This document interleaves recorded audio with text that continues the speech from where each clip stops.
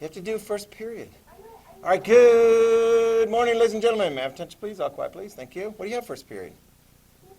It's okay, yeah. Are you guys been doing the pledge? Nobody listened? Well, you need to do that. Yeah, we do it in our first period. Yeah, one of my first periods, everyone does it. The other period, it was a while, but now there's like 2 or 3 that say it, which is good. Okay? So, go ahead, take your notes out. We're going to continue, wrap up with the Cuban Missile Crisis.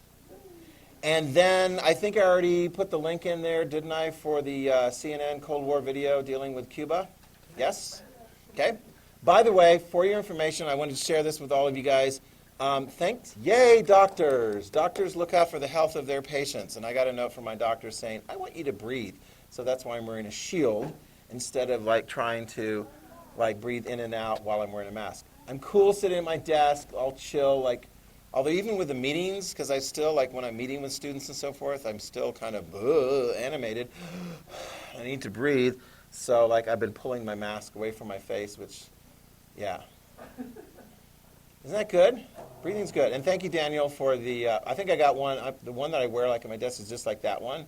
But I notice it blows it right up in my eyes and my glasses, and so I'll have to wipe off all the filmy nasty. Anyway, whatever. And you're like, please, don't talk about your breath, Mr. Hansen.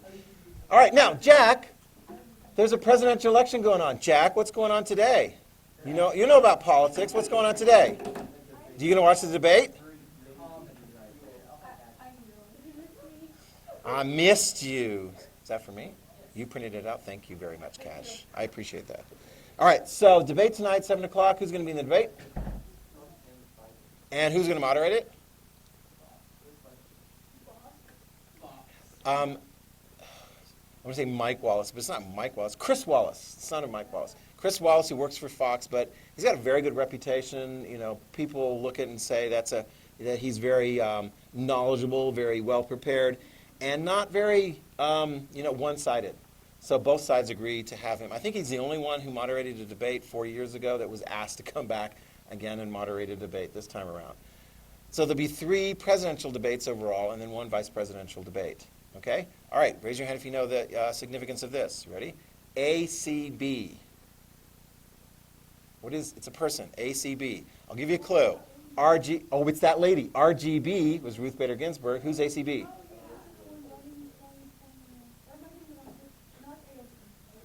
ACB. Jack knows. He's smiling. Jack knows who it is. Who's ACB, Jack? Yeah, what's her name? You don't know her name? It's Amy Coney Barrett.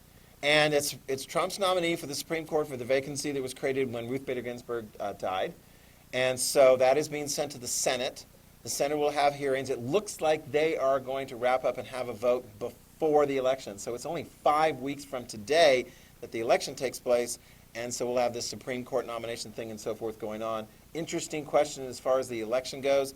Who will win? How many of you guys? Prediction. And you can get extra credit by accurately predicting the outcome of the various different states. I'll have that set up for you guys and so forth. But how many of you guys think that Trump will win and be the president after this election? How many of you guys think that Biden will win? Prediction. I'm not talking about whether you're for or against. Some of you guys really don't know. All right, well, you're going to need to do a little bit of research if you want some points. You want points? Really? Who do I think right now, my prediction, not revealing anything as far as like my support for anybody, Biden's got a pretty solid lead in the polls. Now, nationwide polls don't matter as much. The polls that matter the most are the ones in the big swing states like Florida and Pennsylvania, Michigan, Ohio. And Biden is, although Trump is making some headway, and it's still 5 weeks to go. So we'll keep an eye on that. It's going to be very, very interesting. If the Democrats get control of the Senate and the House, which they probably will have the House, and the presidency, will they add Supreme Court positions to the court? Because you can do that. The Constitution allows you to expand the size of the Supreme Court. Just so happens it hasn't done so since 1869. That was the last time, and it's been at 9 members of the Supreme Court ever since. But they could do that. Question, will they? I don't know. But this is a big shift because RGB and ACB, they both have 3 initials, and they're both women. But as far as their judicial outlook, Very different. Yeah, very different. Sorry?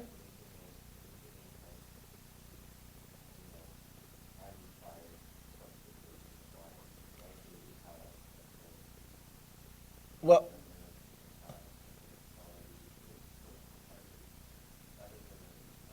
the Constitution was set up giving the Supreme Court a lot of authority, and the Supreme Court took it and has stated, we, Supreme Court, get to interpret the Constitution.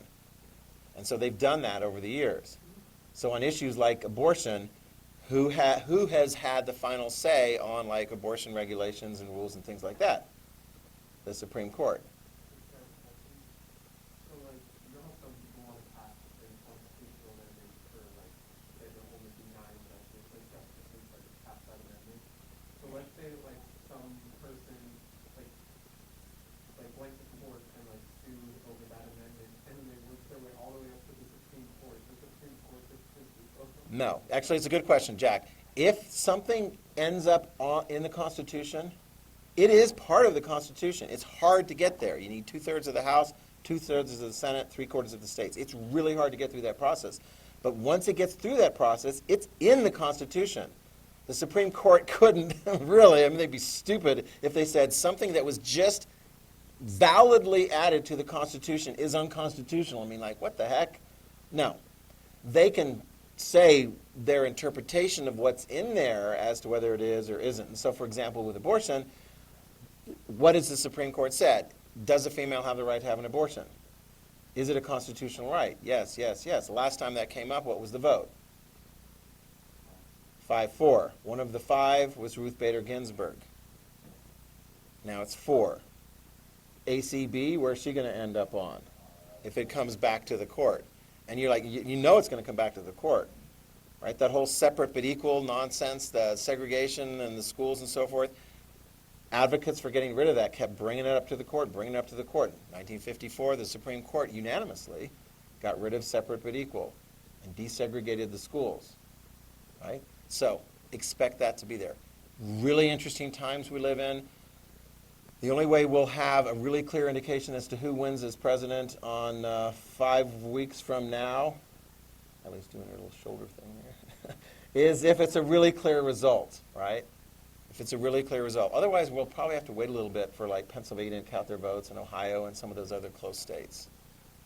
But, I don't know, tension. Can you think of another time in American history, like in the month of October going into November, that things were really, really tense? Yes, write it down.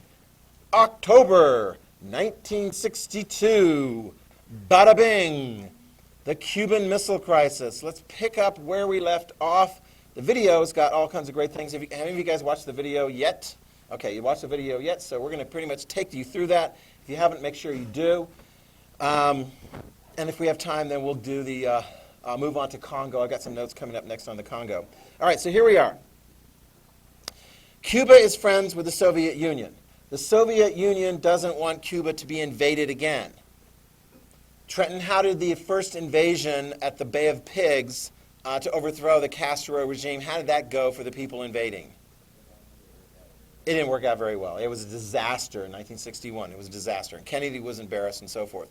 But Castro, understandably, is saying to the Soviets, look, they're going to try again, and I want some really solid assurance from you, Castro. In fact, I want your skin in the game. You know that expression? I want your skin in the game.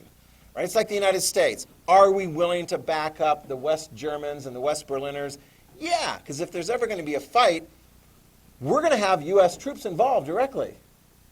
How many Soviet troops, did we get that piece of information? How many Soviet troops were sent to Cuba in 1962, or by 1962? 43,000. Make sure you got that in your notes. 43,000. And what are they doing there?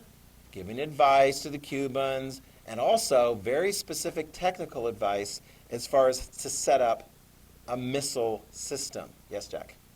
So, this may sound kind of stupid question, but like, is Cuba still like, I mean, I know they still have like armies and stuff, Yes. they're still very like protected and like very violent and stuff, or is I would say this, 2 things. 1, at the end of the Cold War, The Soviet Union's gone. Cold War's over. You're not going to see money going from the Soviet Union, now Russia, to Cuba. A lot of money had helped prop up the Cuban economy and the Cuban system, right? The Soviets felt like it was really a good investment to put a bunch of money into it. So then the Cubans are in a difficult position. So it's like the Cold War's over. Cuba still has, I would say, a repressive regime, right? They're not going to full-on democracy. They're not going to human rights and so forth, right? So it's still repressive. Actually, lately, some of the relations have improved between Russia and China and Cuba and so forth. Cuba already has moved toward normalizing relations with other countries, just like other communist countries, Vietnam and China, have normalized relations with other countries in the world. But, to answer your question, Cuba is not a free country. And the United States still, because Congress has still got restrictions on trade to Cuba. Even though the president has the authority to open up like diplomatic relations, so we got an embassy there and they got one in our country now. That's a decision by the president. That was Barack Obama who made that decision. But other restrictions on trade are still in effect. They have not been removed. Did that help answer that a little bit? Yeah, so I think you can travel there, but there's certain things you can't like buy and then bring back into the country. So, and if you really want a Cuban cigar, go to Canada. If you can go to Canada these days, I don't know. It's a little bit harder. Okay, so October is the critical time, and I like how the film actually lays this out. We've got October 14, 1962. The United States, one of our U-2 spy planes flies over Cuba and takes pictures of the launch facilities. And I told you this last time. Because we have a really critical spy who is like a top general in the Soviet system, that saves us a lot of time and inaccuracies. We get accurate interpretation of what those photographs mean. The Soviets have secretly, make sure you put that in your notes, it is a secret. The Soviets aren't telling us about this. They have secretly set up nuclear missile launch sites, short and medium-range missiles, which is all you need. You don't need the intercontinental ballistic missiles. The short ones will hit pretty much most of the eastern seaboard of the United States of America. Okay? So we know that. By 2 days later, the CIA has told John F. Kennedy that they're there. All right? So we've got just a 2-day span before the Soviets' plan in Cuba is now aware. And the president is looking and going, wow, we're vulnerable. First strike. Actually, it was interesting because I asked both classes, and it was fascinating to see the difference of opinion. How long does it take for a missile to be launched from Cuba to, say, hit Washington, D.C.? Some people were coming in hours. Yeah, no, it's fine. I mean, it takes that long for an airplane. Yeah, and maybe even quicker. Yeah, I mean, it's very, very fast. Missiles go very, very fast. They don't have to worry about, passengers like you would on an airplane and, getting sick and blah, blah, blah. So we're feeling like we're very vulnerable to a first strike. Write that down. A first strike that potentially could wipe out the United States and wipe out our ability to fire back. Now that cuts against mutual assured destruction. If one side thinks they could take out the other, then maybe they will. So we're feeling a little bit vulnerable. By the way, we'll feel less vulnerable given the next, decade or two when we develop submarine-launched missiles, and submarines, you can hide those all over the place. And one submarine could have a lot of missiles, and each of those missiles, did we talk about that last time, could have the ability to launch hit several different targets. It's called MIRV, Multiple Independently Targeted Reentry Vehicle. So you get, let's say you got a sub, they got 20 nuclear missiles, and each of those missiles has MIRVs on it, 5 to 10. I mean, it could practically, one submarine could take out a country. So, I mean, it does tell you, the good news of that is, what's the point of a first strike? Because the submarine commanders are pretty much under orders. If you haven't heard from somebody for a while, launch. Because your country is in smolders, and you're going to make the people who did that pay for it. So that's why you need to have accurate information. Pretty high-stakes stuff going on here. This is very tense. Make sure you understand that. This is very tense. Now President Kennedy has to decide what to do. And he's taken advice from military generals. It's always fascinating because I'm going to show you this clip from think it was 13 Days or some movie and so forth. And sometimes Hollywood directors make out the military to be like, oh, let's go to war, let's do this, and so forth. I don't know that that necessarily is true. The military is presenting the options to the commander-in-chief. And one of the options is, write this down, hit them first. Now, I mean, it is an option. It's not a very good option, okay, because they could hit us back, even if we hit all their various different things. If we hit Cuba, are the Soviets willing to launch at us from their Soviet bases? Of course. Here's another one that is considered. How about an invasion of Cuba? Ooh, let's think about that one for a while.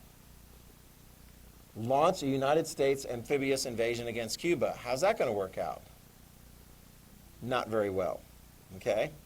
And in fact, it was interesting because Kennedy, with the advice, make sure you write this down, his brother, Robert F. Kennedy, remember RFK? You learned a bit about him in the context of the civil rights movement. John F. Kennedy was kind of like focusing mostly on like foreign policy stuff. Robert F. Kennedy is the Attorney General. He's in charge of the Justice Department. And so he was working on like, civil rights types issues. But he's also a very trusted advisor to the president as his brother. And he advises John F. Kennedy, look, world opinion will go against us if we hit first, even if we can justify it in our minds that this is a threat that we're trying to take out. You always have to be careful of that. When you hit somebody first, saying, the reason I'm hitting you first is because you're a threat. Other people might not interpret it that way. So what do we do? Here's what we do. We do a quarantine. We call it a quarantine, which is really weird. I mean, what are we handing out, like face masks to all kinds of people? Like, here, start wearing face masks. No, it's basically, here's what it really is, a blockade, a naval blockade. Write that down. Kennedy sets it up so that our Navy is basically going to surround Cuba. And here's the critical part of it. We will intercept any ship headed toward Cuba, and we will inspect the cargo to see if indeed there's more nuclear missiles and stuff coming toward Cuba, which in fact I guess there was, but I mean they already have a bunch there to begin with. Are the Soviets going to be very happy if we stop one of their ships and inspect the cargo? No, that might be like an act of war. But nevertheless, that's what we decide to do. Okay? We communicate with the Soviets. One of the key pieces of information here as we look at the Cuban Missile Crisis is how does this communication system work? For example, if Kennedy wanted to communicate with Khrushchev, could he just pick up a phone and talk to Khrushchev, maybe with the assistance of an interpreter? Anybody know? No.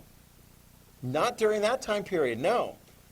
Later, as a result of the Cuban Missile Crisis, both the United States and the Soviets will go, I think we need a hotline.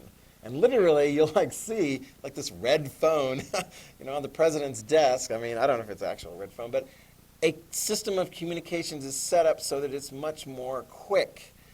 And that helps avoid delay and confusion and misinterpretation.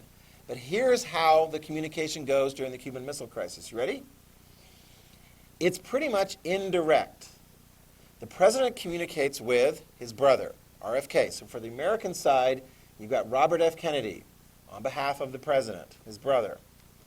On the Soviet side, who do you suppose that's going to be? I'll give you a clue. It's a Soviet government person in Washington, D.C. It's the ambassador from the Soviet Union to the United States, and he's interviewed in the film, Anatoly Dobrynin. Anatoly Dobrynin. So, I mean, is this it's like sometimes you look at ambassador positions, you're like, is that like a very important? Yes. Soviet ambassador to the United States is going to be a very high-ranking Soviet official. That's a critical relationship. So Anatoly Dobrynin and RFK over the next week or so are going to be passing along communication on behalf of their countries. You got that? All right. And this is what, like in mid-October. One thing that's actually kind of curious about that, this is a midterm election. Do you know what I mean by midterm election? Okay, so we got a national election in 1962. There's not a presidential a race on the ballot. That occurred in 60 and then again in 64. But you've got Senate race, you got a third of the Senate, you got all of the House. I mentioned to you, my dad was running for the United States House of Representatives in 1962. And Kennedy is out there campaigning for Democrats, and everyone's doing this, that, and so forth. And they're acting like this is all normal. In fact, there's this one time when Kennedy doesn't show up in some event, and people are like, what's the heck? What's going on? Why aren't you showing up at the event? And they give some lame, like, health excuse sort of thing, which was a lie, because he actually was paying attention to this whole Cuban thing that's going on. Eventually, here we go, October 22nd. This is when the stuff hits the fan, at least as far as American public opinion is concerned. October 22nd is when the president sends the word, the United States government sends the word that the Soviets have got missiles in Cuba, and then everyone starts freaking out. And that they are a threat to the United States and to the world. And he calls in his various different people, and there's a bit of a rallying around the flag effect, and so that ultimately helps. The Democrats do pretty well in 62. My dad lost a close race, 53% to 47%, right? So he was kind of sad in early November. Yeah, but I already told you I was the consolation prize. Woo! 9 months later in August, and you're like, la, la, la, la, la. Anyway. Yes, Jack? When did they find out about, or when did they tell people? They told the American public in October 23rd, okay? And basically said, we've got the missiles, we've got the evidence, and they're basically showing this evidence here. And we, indicated what our response was going to be, which is the naval blockade.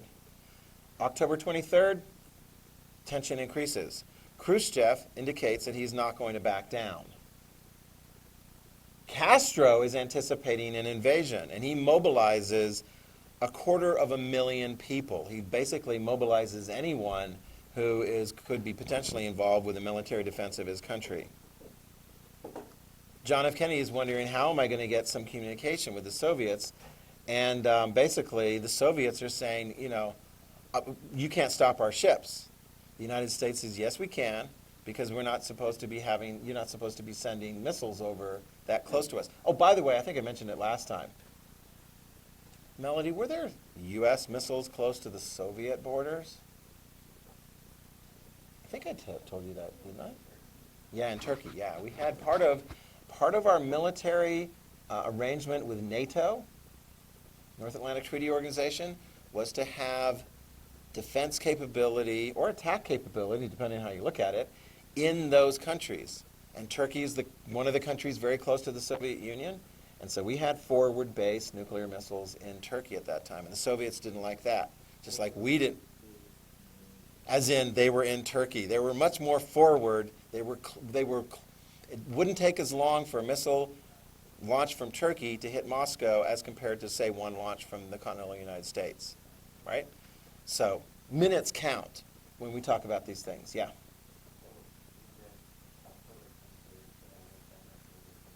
October 22nd was the United States basically announced publicly, we got this stuff. Next day, Khrushchev comes out publicly and says, we're not backing down, okay?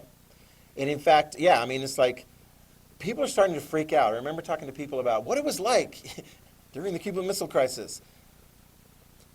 It was kind of like the early stages of COVID.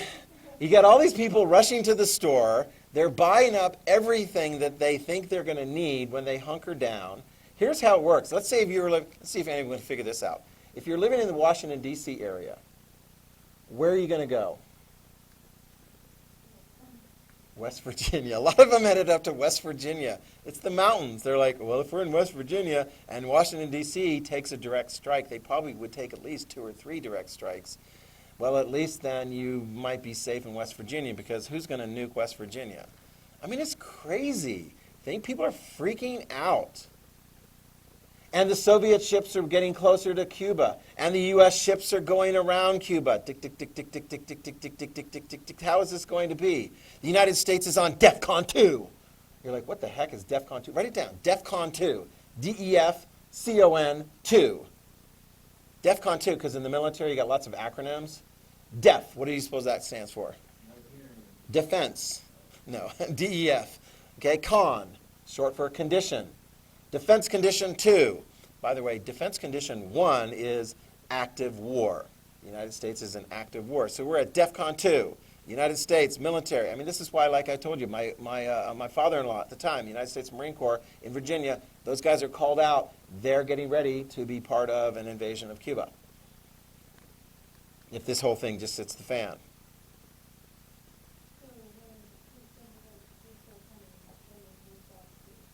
Yeah. October 25. The United States stopped an oil ship, a Soviet oil ship called the Bucharest. So we did what we said we were going to do. We inspected to see what's in this ship. It's got oil in it. Same day, our United States ambassador to the United Nations, Adlai Stevenson, he's in your handout notes as well. Adlai Stevenson, interesting person. He had, do you need something? Okay. He had been the Democratic nominee for president twice against Eisenhower and had been defeated. Kennedy appointed him as the top ambassador to the United Nations. And he comes out in a publicly addressed confrontation with the Soviet ambassador, basically showing images like this. He's got it all set up there, and he's confronting the Soviets like, why do you have missiles there? You're a danger, and da-da-da-da-da. Right? So everything is looking like this is going to be boom, baby. Yes. Adlai Stevenson was the United States ambassador to the United Nations. So the United Nations is having a meeting on this to discuss the United States allegation that the Soviet Union has got missiles in Cuba. And of course the Soviets are like, what? Finally, here we go. October 26th. Good day. October 26th is a good day in the sense that Khrushchev communicates with Kennedy, got this, by telegram. Western Union, telegram from the, no, I think it was through secure channels. And he basically says this, listen carefully. Khrushchev looks and he says, you know what? The missiles we have in Cuba are for defensive purposes. They're not for offensive purposes. Let me clarify, Khrushchev says. We don't want you to invade Cuba. If you promise not to invade Cuba, we could pull the missiles out. Interesting proposal. Now, Kennedy looks at that and he's like, let's see, U.S. security not having nuclear missiles that close to our shores versus not having the opportunity of launching an invasion against Cuba, which might not work out very well anyway, because Castro's government's still quite popular, certainly at that stage, among most of the population that had helped, that revolution succeed. And so Kennedy is sort of passing the word along there that, that's starting to sound pretty good. Oh, but wait, Khrushchev adds something to it. He adds something to the negotiations. Don't you hate it when you start negotiations and then you're like, okay, I can agree to that, and then they add something? Tara, what do you suppose the other thing that Khrushchev, the Soviet leader, wanted the United States to do? I'll give you a clue. He wanted the United States to remove something from some place. United States weapons from where? Nuclear weapons from Turkey. Exactly. Perfect. Khrushchev wanted the United States to also agree to remove the weapons from Turkey, and Kennedy sort of gave some that's part of our NATO commitment, so it might take a little longer, yada, yada, yada. But ultimately, question, did we remove missiles, nuclear missiles from Turkey? Yes, we did. Yes, we did. And it's weird because just as these negotiations are going on, we're still continuing U-2 flights over Cuba. And this is where things get really kind of sketchy, because one of the U-2 flights on, let me see, October 26th, I think this was shot down. I guess it wasn't flying high enough, and a surface-to-air missile, a SAM missile, a Soviet missile, there to help the Cubans to defend their skies, it gets shot down. So what's the United States going to do when one of their pilots is shot down illegally over Cuban airspace, but they're shot down and killed? Is the United States going to respond and go, that's it, boom, boom, boom, boom, boom? No. We're kind of at the phase at this point where we're like, okay, we're getting close to an agreement. I want to say that occurred on October 26th as well. Okay, I might be wrong by a day, but it was all like right there in the proximity. Yes. Yeah, 26. Yeah, 26. Okay, and so it gets ironed out. The details get ironed out between, guess which two people in a face-to-face meeting? Not Khrushchev. Khrushchev is back in Moscow. No, Castro's in Cuba. Actually, make sure you note this. Write this down. Castro is not involved in these negotiations between the United States and the Soviet Union. He's definitely affected, but he's not involved. And in fact, later, when it all gets resolved, he's actually going to be pretty irritated. You know, like, really? You're irritated that, like, war didn't come? He shouldn't be, but he'll act all irritated and so forth, and you'll see that in the video. Who are the two people involved in direct negotiations? I've already said their names. On behalf of John F. Kennedy, his brother, Robert. On behalf of the Soviet Union, Anatoly Dobrynin, the Soviet ambassador to the United States. Okay? And they agree. Now here's how it's kind of weird. The world first knows of the agreement from the Soviet Union. Sunday morning.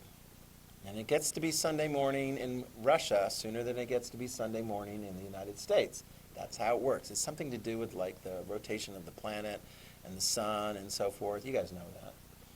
So on Sunday morning, Radio Moscow, part of the official Soviet communication, announces Khrushchev's decision to withdraw the nuclear missiles. Now, if that's all you got, you would think, who won? Because that's all that came out. Khrushchev says he's pulling out the missiles. It looks like the U.S. won. Because does Khrushchev announce the United States' decision no longer to attack Cuba? Does Khrushchev announce the United States' decision to work to remove the missiles from Turkey? No. So that was one of the reasons Castro was irate. He's like, wow, we gave up everything for nothing. Well, in fact, no. Did the United States ever organize a attack against Cuba? No. I mean, we're going to be messing with each other for years and years after that. And did we remove the missiles from Turkey? Yes, we did. Yes, we did. Okay. No?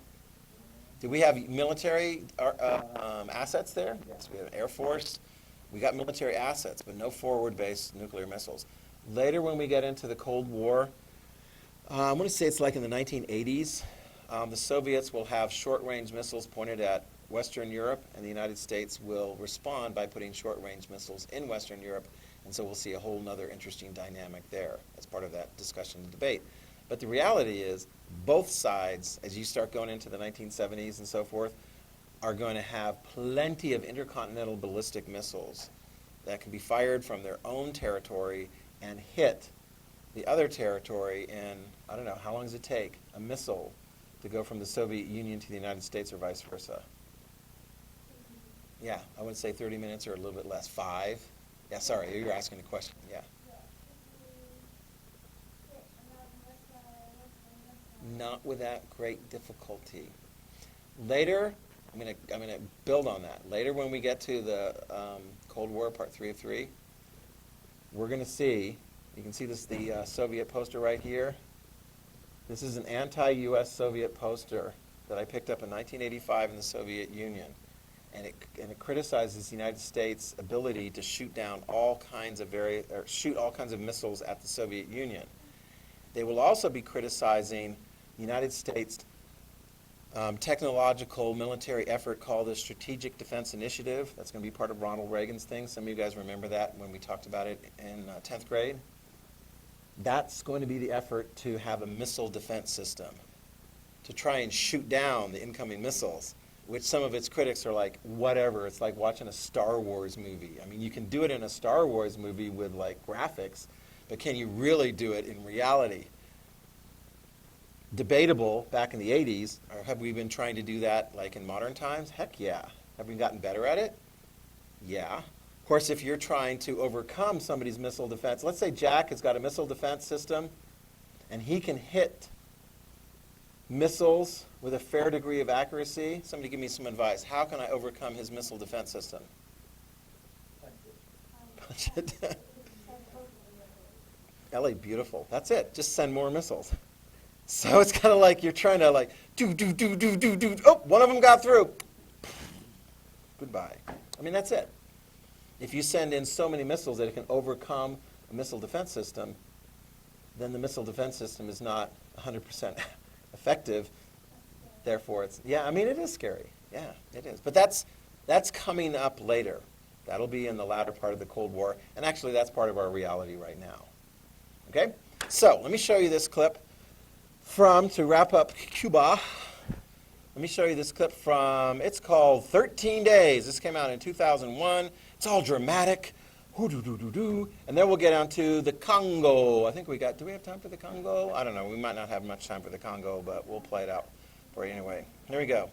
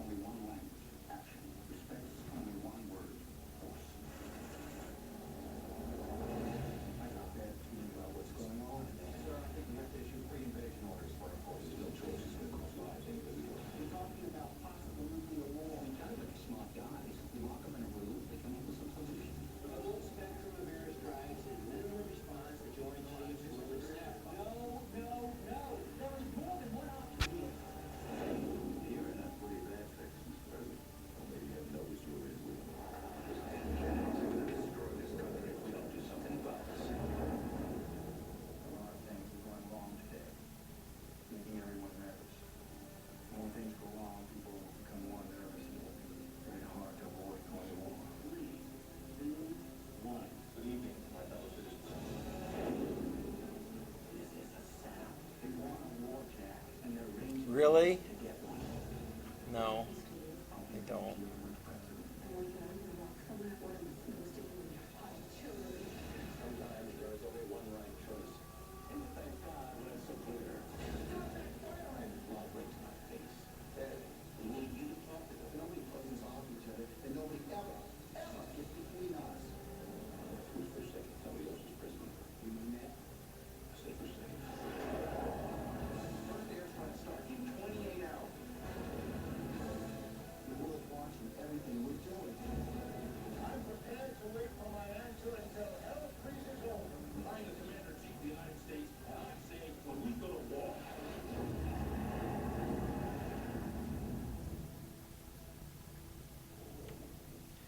Good thing we didn't. Yeah, wasn't there an XMen movie that had that whole Cuban Missile Crisis? No, you guys. There was an XMen thing, and it was like these superhero people came back, and sometimes they do that. They take episodes from history and plug it right in to what's going on there. The Cuban Missile Crisis. Okay, let's get started very briefly with the time we have remaining on the Congo. We're going to talk about the Congo line. No, that's not even funny. Okay? So in your notes, you'll see, this is actually on page 1. If you look at detailed study, President John F. Kennedy, Germany, Berlin Wall, check. Fidel Castro, Cuban Revolution, check. Congo, 1960, 1964. That's not going to be in the videos and so forth. I will give you those notes directly. Ready? Congo. Where is the Congo? It's in Africa. Yes, it is in Africa. The Belgians are in charge of the Congo. What you understand about the Belgians in charge of the Congo is going to help next semester when you learn about what happens when the Belgians are in charge of Rwanda. You guys are going to learn very closely about what happens in Rwanda in the 1990s. It's not going to be pretty. But you'll have an understanding of kind of like how that became not so pretty, because in the Congo, the Belgians are in charge, and they're going to ultimately be told to leave. Background? What does Belgian rule look like in the Congo? Let me see. One picture tells a lot of things. Is slavery legal in the late 1800s and early 1900s when Belgium is in charge of the Congo? No, it's not legal, but write this down. In the Congo, many Congolese, many native peoples, are practically imprisoned. In fact, are imprisoned, enslaved in their own country. Excuse me, it was a Belgian colony. It's not very nice. They're going to be treated really bad. So when is the Congo going to get its independence? 1960. Wow. And how's that going to go? It's going to be a mess. It is going to be a mess. And if you still go to that part of the world today, it is still a big, nasty mess.